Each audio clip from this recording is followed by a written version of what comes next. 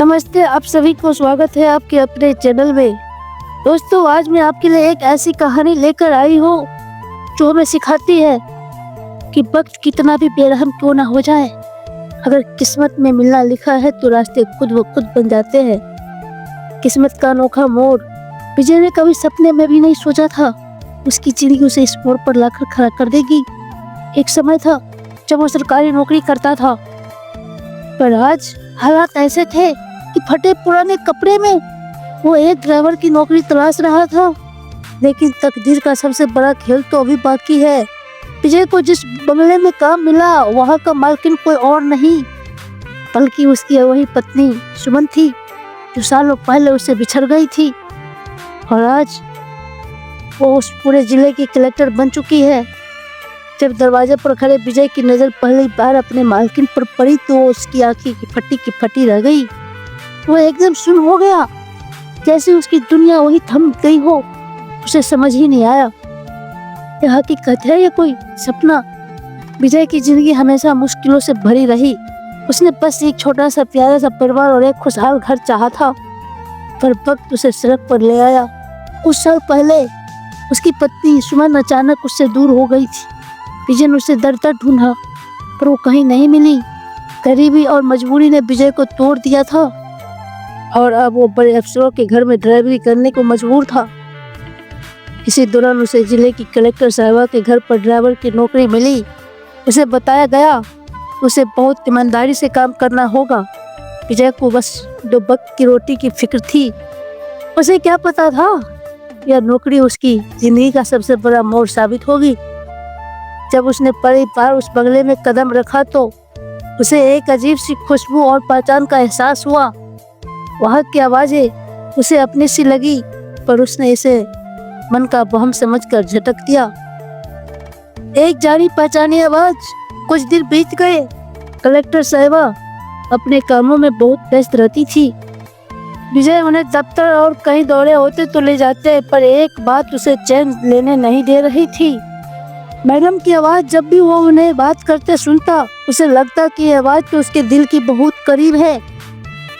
एक दिन जब वो मैडम को एक स्कूल से वापस लेकर आ रहा था तो उन्होंने फ़ोन पर किसी से कहा, हाँ मुझे पता है कि संघर्ष क्या होता है। मैंने अपने सबसे प्यारे इंसान को खोया है, तब जाकर खुद को इतना मजबूत बनाया।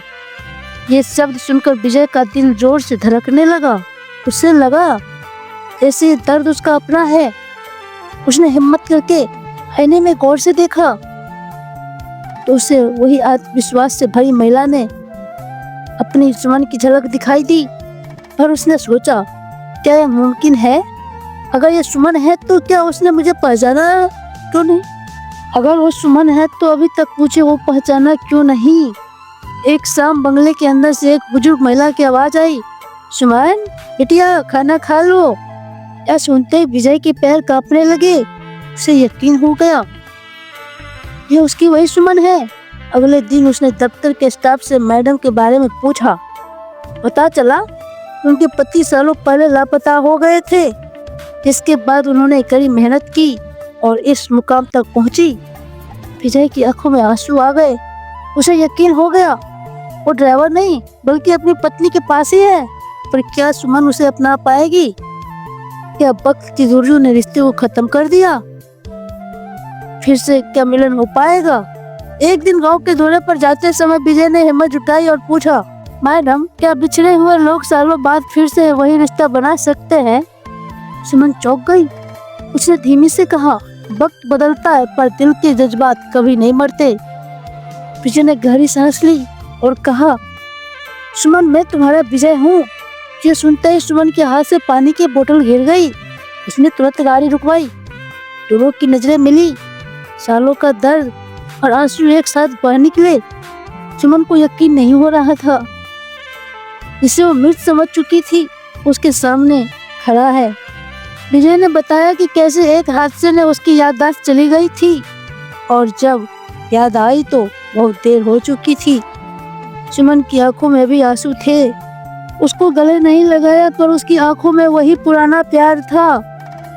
सुमन ने फैसला किया वो विजय को फिर से खोना नहीं चाहती।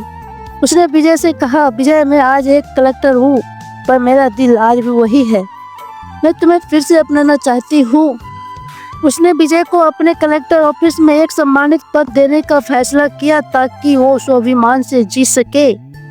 जब लोगों को पता चला कि उनका ड्राइवर कोई और नहीं बल्कि कलेक्टर सहवाग के पति है तो सब दंग रह गए। सुमन ने विजय का हाथ थामा और कहा, चलो घर चलते हैं। विजय के चेहरे पर बरसों बाद एक सुकून भरी मुस्कान आई। उसने कहा, हाँ सुमन, अब कोई दूरी नहीं होगी, सिर्फ साथ होगा और प्यार होगी। यह कहानी हमें सिखाती है कि अगर प्यार सच्चा हो और इरादे नेक तो खुद भी बिछड़े हुए लोगों को मिलाने के लिए भगवान रास्ते बना देते हैं।